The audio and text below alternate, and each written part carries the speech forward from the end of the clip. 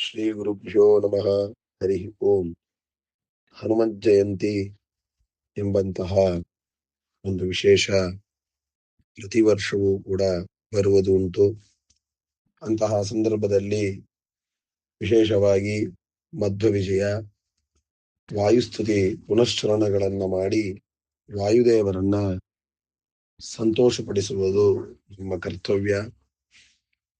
ಅಂಜನಾದೇವಿಗೆ ಕೇಸರಿ ಮತ್ತು ಅಂಜನಾದೇವಿಗೆ ಅವತಾರ ಮಾಡಿದಂತಹ ಅವರು ವಿಶೇಷವಾದ ಸಂಪತ್ತನ್ನ ಭಗವಂತನ ಅನುಗ್ರಹದಿಂದ ಭಗವಂತನನ್ನು ಬಿಟ್ಟು ಬೇರೆ ಯಾರ ಕೈಗಿಯೂ ಕೂಡ ಚಾಚಿ ತಾವು ಸಂಪತ್ತುಗಳನ್ನ ಪಡಿತಿದ್ದಿಲ್ಲ.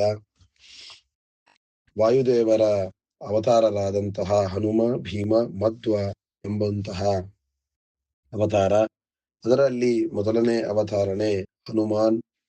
ಅವರ ಬಗ್ಗೆ ಹೇಳಬೇಕಾದಾಗ ಎಲ್ಲಾ ಗ್ರಂಥಗಳು, ವೇದಾದಿಗಳಲ್ಲಿಯೂ ಕೂಡ ಹನುಮಂತ ದೇವರ ಮಹಿಮೆ ವಿಶೇಷವಾಗಿ ಬಂದಿರ್ತದೆ.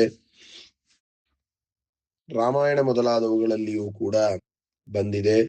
ಪರಾಕ್ರಮ, ಔದಾರ್ಯ, ಯಶಸ್ಸು, ಪ್ರತಾಪ, ಸೌಜನ್ಯ, ಮಾಧುರ್ಯ, ನಯ, ಅನಯ, ಗಾಂಭೀರ್ಯ, ಚಾತುರ್ಯ, ಸುವೀರ್ಯ, ಧೈರ್ಯ, ಈ ಮೂರು ಲೋಕಗಳಲ್ಲಿ ಯಾವ್ಯಾವ ಗುಣಗಳಿದೆಯೋ ಆ ಎಲ್ಲಾ ಗುಣಗಳು ಕೂಡ ಅವರಲ್ಲಿ ಕಾಣಿಸ್ತಾ ಇತ್ತು. ಅಂತಹ ಸರ್ವ ಶಾಸ್ತ್ರಗಳು, ಸರ್ವ ಅಸ್ತ್ರಗಳ ಸಂಪತ್ತು ಎಲ್ಲವೂ ಅವರಲ್ಲಿ ಕಂಡು ಬರ್ತಾ ಇತ್ತು. ಸುಮಧ್ವಿಜಯದಲ್ಲಿಯೂ ಕೂಡ ಹೇಳ್ತಾರೆ, ಯಾವ ಯಾವ ಗುಣಗಳು ಜಗತ್ತಿನಲ್ಲಿ ಪ್ರಸಿದ್ಧವಾಗಿದೆಯೋ ಗುಣಗಳಿಗೆ ಯಾರು ಎಕ್ಸಾಂಪಲ್, ಯಾರು ಉದಾಹರಣೆ ಅಂತಂದ್ರೆ ಈ ಹನುಮಂತ ದೇವರೇ ಅಂತ ಸುಮಧ್ವಿಜಯ ಮೊದಲಾದ ಗ್ರಂಥಗಳಲ್ಲಿ ತಿಳಿಸ್ಕೊಡ್ತಾರೆ. ಹನುಮಾನ್ ಅಂತ ಹೆಸರಿದೆ. ಹನುಮಾನ್ ಎನ್ನುವುದಕ್ಕೆ ಒಂದು ಗದ್ದ ಅಂತೆನ್ನುವುದಾಗಿ ಅರ್ಥವಿದ್ದರೂ ಕೂಡ ಆ ಅರ್ಥ ಉಪಯೋಗವಿಲ್ಲದೆ ಇರುವುದು. ಅದರಿಂದ ಯಾವ ಪ್ರಯೋಜನವೂ ಕೂಡ ಇಲ್ಲ. ಅದರಿಂದ ಹನ ಎನ್ನುವಂತಹ ಶಬ್ದಕ್ಕೆ ಜ್ಞಾನವಾಚಿ. ಹನುಮಾನ್ ಅಂತ ಹೇಳಿದ್ರೆ ಜ್ಞಾನವುಳ್ಳವನು, ಜ್ಞಾನಗಳಿಂದ ಕೂಡಿದಂತಹ ಸಕಲ ಗುಣಗಳು ಅವರಲ್ಲಿ ಇದ್ದಿದ್ದರಿಂದಲೇನೆ ಹನುಮಾನ್ ಎನ್ನುವುದಾಗಿ ಕರೀತಾರೆ ಅಂತ ತಿಳಿದುಕೊಳ್ಳಬೇಕು. ವಿಚಿತ್ರವಾದ ಗುಣಗಳು ಅವರಲ್ಲಿ ಕಂಡು ಬರ್ತದೆ. ಸೀತೆಯನ್ನ ಕಂಡಿದ್ದು, ಸಮುದ್ರದ ಲಂಘನ, ದೇವರು ರಾಮದೇವರು ಅವರಿಗೆ ಆಜ್ಞೆಯನ್ನ ಆಜ್ಞೆಯನ್ನ ಮಾಡದಿದ್ದರೂ ಕೂಡ ತಾವು ಆ ರಾಮದೇವರ ಸೇವೆಯನ್ನ ಮಾಡೇ ಮಾಡ್ತಾರೆ. ದೇವರ ಸೇವೆಯನ್ನ ಮಾಡುವುದಕ್ಕಾಗಿಯೇನೆ ಅವರು ಕಟಿಬದ್ಧರಾಗಿರ್ತಾರೆ. ಎಲ್ಲಾರೂ ಹೋಗಿ ತಮ್ಮ ತಮ್ಮ ತಮ್ಮ ಬಗ್ಗೆ ಹೇಳಿಕೊಂಡರೆ ಹನುಮಂತ ದೇವರು ಯಾವಾಗ ಹೇಳ್ತಾನೆ ಆವಾಗ ನಾವು ಹೋಗಬೇಕು ಎಂಬುದಾಗಿ ಕುಳಿತುಕೊಂಡಿದ್ದಾಗ ರಾಮದೇವರು ಬಂದು ಹೇಳಿದ ಮೇಲೆ ತಾವು ಎದ್ದು ನಿಂತು ಆಜ್ಞೆಯನ್ನ ತಾವು ಪರಿಪಾಲನೆ ಮಾಡಿದರು ಎಂಬಂತಹ ವಿಷಯ ಪುರಾಣಾದಿಗಳಲ್ಲಿ, ರಾಮಾಯಣಾದಿಗಳಲ್ಲಿ ತಿಳಿದು ಬರ್ತದೆ. ಅಧಿಕ ಪ್ರಸಂಗಿತನ ಇತ್ಯಾದಿಗಳನ್ನ ಮಾಡದೆ ತಾವಾಗೇ ಹೋಗಿ ನಮ್ಮ ಬಗ್ಗೆ ನಾನು ಹೀಗೆ, ನನಗೆ ಹಾರ್ಲಿಕ್ಕೆ ಸಾಮರ್ಥ್ಯ ಇದೆ, ನಾನು ಹೋಗ್ತೇನೆ ಅಂತ ಹನುಮಂತ ದೇವರೇನು ಹೇಳಿಲ್ಲ. ದೇವರು ಬಂದು ಆರತಿಯ ಅಂತ ಕೇಳಿದರೆ ಅವಶ್ಯ ಸ್ವಾಮಿ, ನಿನ್ನ ಅನುಗ್ರಹವಿದ್ದರೆ ನಾನು ಅವಶ್ಯವಾಗಿ ಹಾರಿ ಅದನ್ನ ಸಾಧಿಸ್ತೇನೆ ಅಂತ ಅವರು ತಿಳಿಸಿಕೊಟ್ಟಿದ್ದಾರೆ. ಹಾಗೆ ದೇವರ ಪೂಜೆಗೆ ಹೂವನ್ನ ತರುವ ಸಂದರ್ಭದಲ್ಲಿಯೂ ಕೂಡ ಅವರ ಭಕ್ತಿ ಅದೆಲ್ಲವನ್ನೂ ತಿಳಿಸಿಕೊಡ್ತಾರೆ. ಒಂದು ಕೈಯಿಂದ ಪರ್ವತವನ್ನ ತಂದಿದ್ದು ಅವರಿಗೆ ಶಕ್ತಿಯೋ ಅಥವಾ ತೊಂದರವೋ ಯಾವುದೂ ಅವರಿಗೆ ಆಗಿಲ್ಲ. ಆದರೆ ಆ ದೇವರ ಪೂಜೆಗಾಗಿ ತೆಗೆದುಕೊಂಡು ಬಂದಂತಹ ಹೂ ಏನಿದೆಯೋ ಆ ಹೂವು ತೆಗೆದುಕೊಂಡು ಬರಬೇಕಾದಾಗ ತುಂಬಾ ತೊಂದರೆ ಆಗಿದೆ.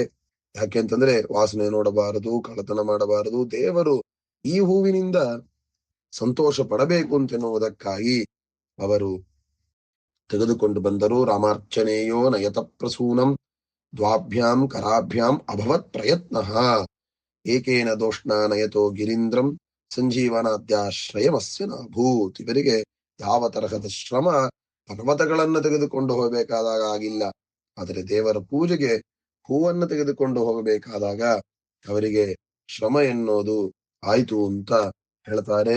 ಹೀಗೆ ಸಮುದ್ರವನ್ನ ದಾಟಿ ಸೀತೆಯನ್ನ ಕಂಡು ಸೀತೆಯ ಇರುವ ಸ್ಥಳವನ್ನು ತಿಳಿಸಿ ಭಗವಂತನಿಗೆ ಸಂತೋಷವನ್ನು ಪಡಿಸಿ ರಾವಣನ ಸಂಹಾರಕ್ಕೆ ವಿಶೇಷವಾಗಿ ಕಾರಣರಾದಂತಹ ಹನುಮಂತ ದೇವರಿಗೆ ಏನನ್ನು ಕೊಡ್ಲಿ ಅಂತ ಸೀತಾ ಕೇಳಿದಾಗ ಆಗ ಹೇಳ್ತಾರೆ, ಈ ಮಣಿಮಾಲೆಯನ್ನ ಹನುಮಂತನಿಗೆ ಕೊಡು ಅಂತ ಹೇಳಿದಾಗ ಹನುಮಂತ ದೇವರಿಗೆ ಕೊಡ್ತಾರೆ. ಆಗ ದೇವರು ತನ್ನ ಆಲಿಂಗನವನ್ನ ಮಾಡ್ತಾನೆ. ಎಂತಹ ಭಾಗ್ಯ ಅಂತೆನ್ನುವುದನ್ನ ನಾವು ತಿಳಿದುಕೊಳ್ಳಬೇಕು. ಆಲಿಂಗನ ದೇವರನ್ನ ಮಾಡಿಕೊಂಡಾಗ ಎಷ್ಟು ಶಕ್ತಿ, ಎಷ್ಟು ತರಹದ ಆನಂದ ಅವರಿಗೆ ಹನುಮಂತ ದೇವರಿಗೆ ಆಗಿರತ್ತೆ. ಅಂತಹ ಭಾಗ್ಯ ಯಾರಿಗೂ ಕೂಡ ಸಿಗದೇ ಇರುವಂತಹದ್ದು ಅದು ನಮ್ಮ ಹನುಮಂತ ದೇವರಿಗೆ ಇದೆ ಅಂತೆನ್ನುವುದನ್ನ ತಿಳಿಸಿಕೊಡಬೇಕು. ಇಷ್ಟೆಲ್ಲ ಇದ್ದರೂ ಕೂಡ ಅವರ ವೈರಾಗ್ಯದ ಬಗ್ಗೆ ತಿಳಿಸಿಕೊಡ್ತಾರೆ. ಅವರ ವೈರಾಗ್ಯ ಹೇಗಿತ್ತು ಅಂತಂದ್ರೆ, ರಾಮದೇವರ ರಾಜ್ಯದಲ್ಲಿ ಈ ಪದಾರ್ಥ ಇಲ್ಲ ಅಂತಿಲ್ಲ, ಪ್ರತಿಯೊಂದು ಪದಾರ್ಥಗಳು ಕೂಡ ರಾಮದೇವರ ರಾಜ್ಯದಲ್ಲಿ ಇದ್ದೇ ಇರ್ತದೆ, ಸಿಕ್ಕೇ ಸಿಗ್ತದೆ. ಆದರೆ ಅಷ್ಟೆಲ್ಲ ಇದ್ದರೂ ಕೂಡ ಯಾವ ತರಹದ ಭೋಗವನ್ನು ಅಪೇಕ್ಷೆ ಪಡದೆ, ಸ್ವಾಮಿ ನಿನ್ನ ಪಾದ ಸೇವೆಯಲ್ಲೇ ನನಗೆ ಆಸಕ್ತಿಯನ್ನು ಕೊಡು ಅಂತ ಹನುಮಂತ ದೇವರು ತತ್ಪಾದ ಸೇವಾ ರತಿರೇಶ ನೈಚ್ಛತ್ ತಥಾಪಿ ಭೋಗಾನ್ ನನು ಸಾ ವಿರಕ್ತಿ. ಆ ಭಗವಂತನ ಪಾದ ಸೇವೆಯನ್ನು ಮಾತ್ರ ಪ್ರಾರ್ಥನೆ ಮಾಡಿ ಬೇರೆ ಯಾವ ಭೋಗಗಳನ್ನು ಕೂಡ ಅವರು ಅಪೇಕ್ಷೆ ಪಡಲಿಲ್ಲ. ಅಂತಹ ವೈರಾಗ್ಯ ಸಂಪತ್ಯುಕ್ತರಾದ ಎಲ್ಲ ಗುಣಗಳಿಂದಲೂ ಕೂಡ ತುಂಬಿದಂತಹ ಅವರು ಅಂತಹ ಹನುಮಂತ ದೇವರು. ಅಂತಹ ಹನುಮಂತ ದೇವರ ವಿಶೇಷವಾದ ಅನುಗ್ರಹಕ್ಕೆ ಪಾತ್ರರಾಗಿ ಹನುಮಂತ ಜಯಂತಿ ಮೊದಲಾದ ದಿನಗಳಲ್ಲಿ ನಾವು ವಾಯುಸ್ತುತಿ ಮೊದಲಾದ ಪುನಶ್ಚರಣಗಳನ್ನ, ಸುಮಧ್ವಿಜಯಾದಿಗಳನ್ನ, ಹನುಮಂತ ದೇವರ ಸ್ತೋತ್ರಗಳನ್ನ ಪಾರಾಯಣ ಮಾಡಿ ಅವರ ಅನುಗ್ರಹಕ್ಕೆ ಪಾತ್ರರಾಗಬೇಕು. ಆ ಹನುಮಂತ ದೇವರ ಅನುಗ್ರಹ ನಮ್ಮ ಮೇಲೆ ಯಾವಾಗಲೂ ಇರಬೇಕು. ಇವತ್ತೊಂದು ದಿನ ಅಂತಲ್ಲ, ಹನುಮಂತ ಜಯಂತಿ ಇದ್ದ ದಿನ ಅಂತಲ್ಲ, ಪ್ರತಿನಿತ್ಯ ಪ್ರತಿ ಕ್ಷಣದಲ್ಲಿಯೂ ಕೂಡ ಆ ಹನುಮಂತ ದೇವರ ಅನುಗ್ರಹ ಇದ್ದರೆ ನಾವು ನಮ್ಮ ಜೀವನದಲ್ಲಿ ಏನಾದರೂ ಸಾಧಿಸಬಹುದು ಅಂತೆನ್ನುವುದನ್ನ ತಿಳಿದುಕೊಳ್ಳಬೇಕು. ಆದ್ದರಿಂದ ಆ ಹನುಮಂತ ದೇವರ ಪ್ರೀತಿ ಪಾತ್ರವಾದಂತಹ ವಿಷಯಗಳನ್ನ, ಶಾಸ್ತ್ರಾದಿ ಅಧ್ಯಯನಗಳನ್ನ, ದೇವರ ಪೂಜಾದಿಗಳನ್ನ, ದೇವರ ಸ್ಮರಣೆಗಳನ್ನ ಪ್ರತಿನಿತ್ಯ ಮಾಡಿ ಅವರನ್ನ ಸಂತೋಷಪಡಿಸಿದರೆ ನಮಗೆ ಅವರು ಅಲ್ಲಿ ದೇವರ ಹತ್ರ ಹೋಗಿ ಇವನು ನನ್ನ ಶಿಷ್ಯ ಅಂತ ಹೇಳಿ ನಮ್ಮನ್ನು ಉದ್ಧಾರ ಮಾಡ್ತಾರೆ. ಅಂತಹ ಹನುಮಂತ ದೇವರನ್ನ ಅವಶ್ಯವಾಗಿ ನಾವು ಪ್ರತಿನಿತ್ಯ ಸ್ಮರಣೆಯನ್ನು ಮಾಡಬೇಕು. ಇದು ನಮ್ಮ ಜೀವನದಲ್ಲಿ ಸಾರ್ಥಕ ಮಾಡಿಕೊಡುತ್ತದೆ ಅಂತ ತಿಳಿದುಕೊಳ್ಳಬೇಕು.